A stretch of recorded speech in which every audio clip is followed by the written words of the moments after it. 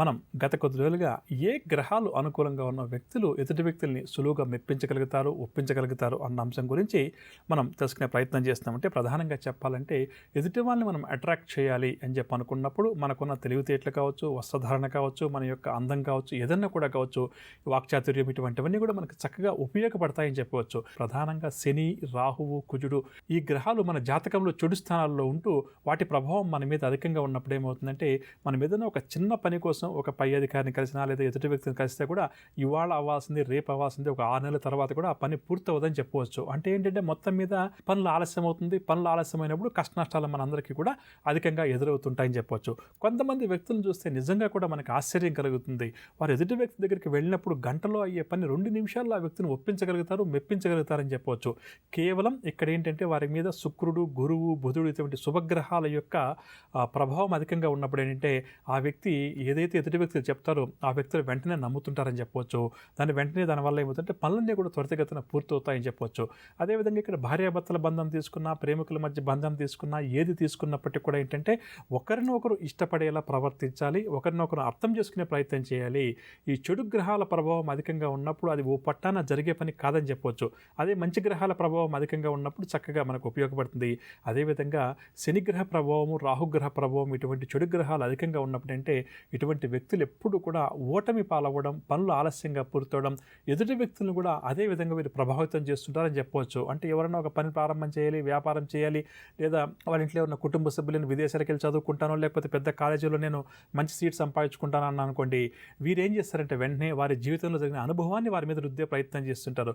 నువ్వు ఎప్పుడు ఎగ్జామ్లో పాస్ అవ్వాలి, నీకెప్పుడు సీట్ రావాలి, నీకెప్పుడు అంత మంచి కాలేజీలో నువ్వు చేరాలి, లేదా నీకెప్పుడు వీసా రావాలి అని చెప్పేసి ఏం చేస్తుంటారంటే మాటలతోటి ఎదుటి వ్యక్తుల్ని దాదాపుగా చెప్పాలంటే మానసికంగా చంపే ప్రయత్నం చేస్తారనే కూడా చెప్పవచ్చు. అంటే ఏంటంటే మనము ఎప్పుడైతే అంటే శల్య సారథ్యం అంటాం చూసాం కదా, కర్ణుడు యుద్ధంలో వెళ్ళినప్పుడు శల్యుడు ఏ విధంగా అయితే మాటలతోటి కర్ణుని హింసించాడో, అతని యొక్క వీరత్వాన్ని ఏ విధంగా అయితే అతను నాశనం చేయగలిగాడంటే కేవలం మాటల ద్వారానే. చూడండి ఇక్కడ ఈ అట్రాక్షన్ అనే దాంట్లో మనం 2-3 రకాలుగా మాట్లాడుకోవచ్చు.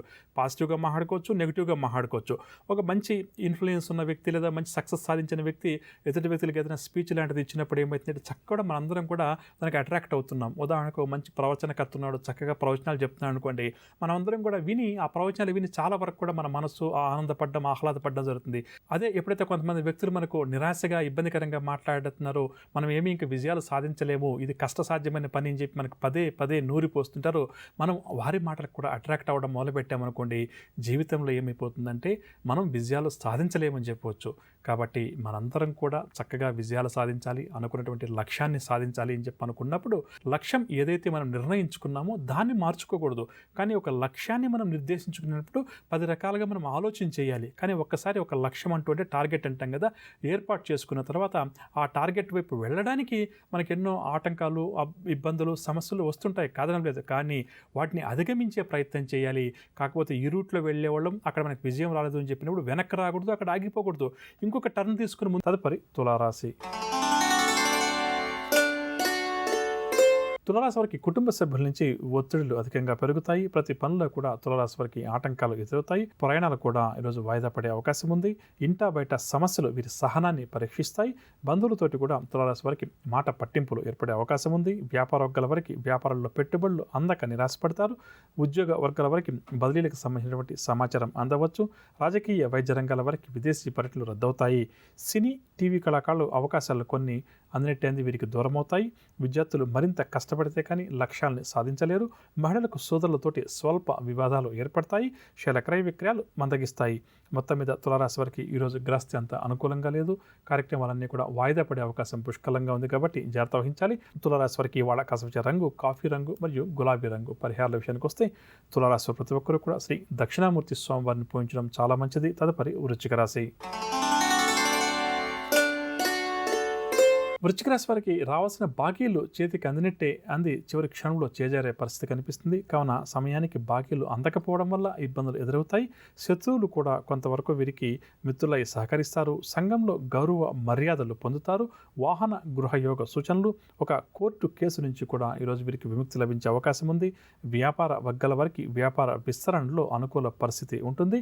ఉద్యోగ వర్గాల వారికి ఉద్యోగాల్లో ఉన్నత స్థితి దక్కుతుంది. రాజకీయ వర్గాల వారికి నూతన పదవులు వరిస్తాయి. సినీ టీవీ కళాకారులకు గౌరవ పురస్కారాలు, విద్యార్థులు కూడా అనుకున్న ఫలితాలు సాధిస్తారు, మహిళలు శుభవార్తలు అందుకుంటారు, షేర్ల క్రయ విక్రయాలు లాభిస్తాయి. మొత్తం మీద వృశ్చిక రాశి వారికి రావాల్సిన డబ్బు చేతికి అందడంలో ఆలస్యమవుతుంది. మిగిలిన విషయాలన్నీ కూడా చాలా వరకు గ్రహస్థితి వీరికి యోగదాయకంగా ఉంది. వృశ్చిక రాశి వారికి ఇవాళ కసవచ్చ రంగు నీలం రంగు మరియు గులాబీ రంగు. పరిహారాల విషయానికి వస్తే వృశ్చిక రాశి వారు ప్రతి ఒక్కరు కూడా శ్రీరామ రక్షా స్తోత్రాన్ని పఠించడం చాలా మంచిది. తదుపరి ధనురాశి. ధనురాశి ఏవైతే కార్యక్రమాలు ప్రారంభం చేస్తారో వాటిలో విజయం కలుగుతుంది. చిన్నటి స్నేహితుల యొక్క కలయిక కూడా వీరికి చాలా ఆనందం కలుగుతుంది. విందు వినోదాలకు కూడా ఈరోజు ఈ రాశి వారు హాజరవుతారు. రాబడి మరింతగా పెరుగుతుంది. కాంట్రాక్ట్ రంగం వారికి కొన్ని కాంట్రాక్టులు కూడా దక్కుతాయి. దీర్ఘకాలిక సమస్యల నుంచి ఈరోజు ఈ రాశి వారు కొంతవరకు కృషి చేసుకుంటే అటువైపు బయటపడతారు. ధార్మిక సేవా కార్యక్రమాల్లో కూడా చురుగ్గా పాల్గొంటారు. వ్యాపార వర్గాల వారికి వ్యాపార లావాదేవీలు పుంజుకుంటాయి. ఉద్యోగ వర్గాల వారికి ఉద్యోగాల్లో ఒడిదుడుకులు తొలగి ఊరట చెందుతారు. పారిశ్రామిక రాజకీయ వర్గాల వారికి కూడా ఈరోజు ఉత్సాహంగా గడుస్తుంది. సినీ కళాకారుల ప్రయత్నాలన్నీ కూడా క్రమేపీ అనుకూలిస్తాయి. విద్యార్థులకు ఈరోజు ప్రోత్సాహకరంగానే గడుస్తుంది. మహిళలకు మానసిక ప్రశాంతత చేకూరుతుంది. షేర్ల క్రయ విక్రయాలు లాభిస్తాయి. మొత్తం మీద ధనురాశి వారికి ఈరోజు గ్రహస్థితి చాలా వరకు కూడా అనుకూలంగా ఉంది. ధనురాశి వారికి ఇవాళ కసవచ్చ రంగు నీలం రంగు మరియు పసుపు రంగు. పరిహారాల విషయానికి వస్తే ధనురాశి ప్రతి ఒక్కరూ కూడా రుణ విమోచన అంగారక స్తోత్రాన్ని పఠించడం ఈరోజు చాలా మంచిది. తదుపరి మకర రాశి. మకర రాశి వారు ముఖ్యమైన కార్యక్రమాల్లో ఈరోజు ఆటంకాలను అధికంగా ఎదుర్కొంటారు. ఆస్తి విషయంలో సోదరులతోటి వివాదాలు కూడా ఏర్పడతాయి. నూతన రుణ ప్రయత్నాలు కూడా ఈరోజు ఈ రాశి వారు ముమ్మరం చేస్తారు. ప్రయాణాలు చేసేటప్పుడు కూడా వీరు జాగ్రత్త వహించాలి. ధార్మిక కార్యక్రమాలపై కూడా ఈరోజు ఈ రాశి వారు దృష్టి పెడతారు. కాంట్రాక్ట్ రంగం వారికి కాంట్రాక్టులు చేజారుతాయి. వ్యాపార వర్గాల వారికి వ్యాపార లావాదేవీలు నిరాశ కలిగిస్తాయి. ఉద్యోగ వర్గాల వారికి ఉద్యోగాల్లో పని భారం పెరుగుతుంది. రాజకీయ పారిశ్రామిక వర్గాల వారికి కూడా నిరుత్సాహం అధికమవుతుంది. సినీ టీవీ కళాకారులు అనుకున్నటువంటి అవకాశాలు చేజారుతాయి. దీనివల్ల వీరు నిరాశ చెందుతారు. విద్యార్థులకు ఈరోజు వెలువడే ఫలితాలు కూడా కొంత నిరాశ కలిగిస్తాయి. మహిళలకు కూడా మానసిక ఆందోళన అధికమవుతుంది. షేర్ల క్రయ విక్రయాలు మందగిస్తాయి. మొత్తం మీద మకర రాశి వారికి ఇవాళ కసవచ్చ రంగు ఆకుపచ్చ రంగు మరియు లేత ఎరుపు రంగు. పరిహారాల విషయానికి వస్తే మకర రాశి ప్రతి ఒక్కరూ కూడా గణపతిని పూజించడం ఈరోజు చాలా మంచిది. తదుపరి కుంభరాశి. కుంభరాశి వారికి ఈరోజు ఆర్థిక పరిస్థితి కొంత మందగిస్తుంది. పుణ్యక్షేత్రాలు కూడా సందర్శిస్తారు. బంధుమిత్రులతోటి లేనిపోని తగాదాలు కూడా ఏర్పడే అవకాశం ఉంది. కావున కుంభరాశి వారు జాగ్రత్త వహించాలి. కీలక నిర్ణయాలు తీసుకున్నప్పుడు కొంత నిదానం పాటించడం చాలా మంచిది. ఆరోగ్యపరమైన చికాకులు కూడా ఈరోజు ఈ రాశి వారికి తప్పవు. వ్యాపార వర్గాల వారికి వ్యాపారాలు నిరాశ కలిగిస్తాయి. ఉద్యోగ వర్గాల వారికి ఉద్యోగాల్లో పని భారం పెరుగుతుంది. పారిశ్రామిక వైద్య రంగాల వారికి కూడా ఈరోజు ఒడిదుడుకులు అధికమవుతాయి. సినీ కళాకారులకు అవకాశాలు చేజరడం వల్ల నిరాశ కలుగుతుంది. విద్యార్థులు కూడా అనుకున్న ఫలితాలు రాకపోవడం వల్ల ఇబ్బంది పడతారు. మహిళలకు కూడా నిరుత్సాహం అధికమవుతుంది. షేర్ల క్రయ విక్రయాలు మందగిస్తాయి. మొత్తం మీద కుంభరాశి వారికి కూడా గోచార గ్రహరీత్యా ఈరోజు గ్రహస్థితి అంత అనుకూలంగా లేదు. చేయబోయే కార్యక్రమాలు అన్నింటిలో కూడా ఆటంకాలు ఎదురవుతాయని చెప్పవచ్చు. కుంభరాశి వారికి ఇవాళ కసవచ్చ రంగు గోధుమ రంగు మరియు పసుపు రంగు. పరిహారాల విషయానికి వస్తే కుంభరాశి ప్రతి ఒక్కరూ కూడా ఆదిత్య హృదయ స్తోత్రాన్ని పఠించడం ఈరోజు చాలా మంచిది. తదుపరి మీనరాశి. మీన రాశి వారికి ప్రముఖులతోటి పరిచయాలు ఏర్పడతాయి. ఆర్థిక పరిస్థితి గతం కంటే కూడా ఈరోజు వీరికి మెరుగ్గా ఉంటుంది. నిరుద్యోగుల ప్రయత్నాలన్నీ కూడా సానుకూలంగా పూర్తవుతాయి. బంధువులతోటి కూడా ఈరోజు వీరు ఆనందంగా గడుపుతారు. వీరి శ్రమ కూడా ఫలిస్తుంది.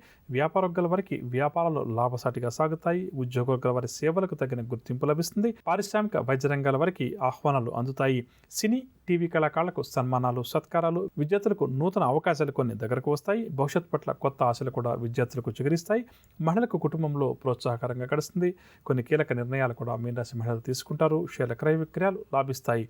మొత్తం మీద మీనరాశి వారికి ఈరోజు గ్రహస్థితి చాలా వరకు కూడా అనుకూలంగా ఉండడం వల్ల చేయబోయే కార్యక్రమంలో విజయాల శాతం కూడా అధికంగా ఉంటుందని చెప్పవచ్చు. మీనరాశి వారికి ఇవాళ కసవచ్చ రంగు బంగారు రంగు మరియు ఎరుపు రంగు. పరిహారాల విషయానికి వస్తే మీనరాశి వారి ప్రతి ఒక్కరూ కూడా ఈరోజు శ్రీ వెంకటేశ్వర స్వామి వారిని పూజించడం, విష్ణు సహస్రనామ స్తోత్రాన్ని పారాయణం చేయడం చాలా మంచిది. భిన్నాలుగా నవగ్రహ సంచారాన్ని అనుసరించి ద్వాదశ రాశుల వారికి ఈరోజు గ్రహస్థితి ఏ విధంగా ఉంది, ద్వాదశ రాశుల వారు ఎటువంటి విషయాల్లో జాగ్రత్త వహించాలి, ఎటువంటి పరిహారాలు పాటించాలి అన్న అంశాలు ఇప్పుడు మనం ఈరోజు ఎవరైతే ముఖ్యమైన వ్యవహారాలు ప్రారంభం చేయాలి లేదా కీలకమైన నిర్ణయాలు తీసుకోవాలి అని చెప్పి అనుకుంటున్నారో వారు ఏ భగవంతుని పూజిస్తే వారి విజయావకాశాలు మెరుగుపడుతుంది అన్న అంశాన్ని పరిశీలించేద్దాం.